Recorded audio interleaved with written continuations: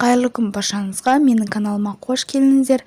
Бүгін малинадан варенье жасаймыз. Вареньені қайнатпаймыз, банканы қажет етпейтін, баклажка құйып сақтауға болатын варенье жасаймыз.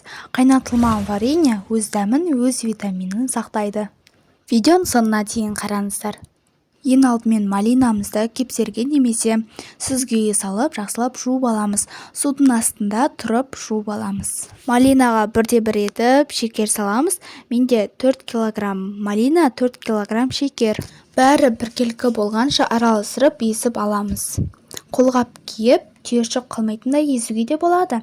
Немесе блендермен езіп алсаңыздар да болады. Қанты ерігенше тағы 5-6 сағатқа қалдырамыз.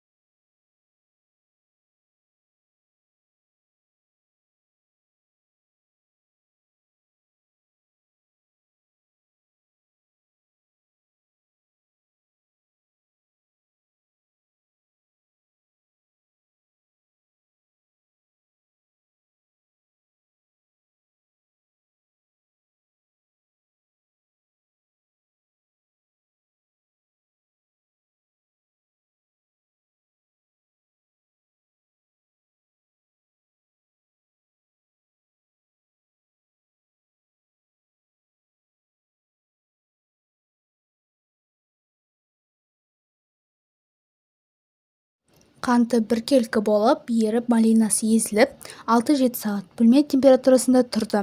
Және вареньеміз дайын. Енді оны одноразовый ыдыстарға немесе таза жуылған баклажкаға құйып, мұздатқышқа сақтаймыз.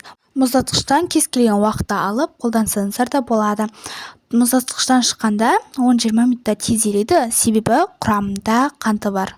Мұздатқыш болмаса, тоңазытқышқа сақтауға да болады. Бөлме температурасында сақтауға болмайды. Бағып, ашып кетеді. Бір ерекшелігі қайнатылмайды. Құрамда витамины өзінде, иісі де бүңкіп, қыстың күні тұмауда шайға қосып ішетін таптырмас вареньелардың бірі. 4 кг малинадан 5 кг варенье шықты.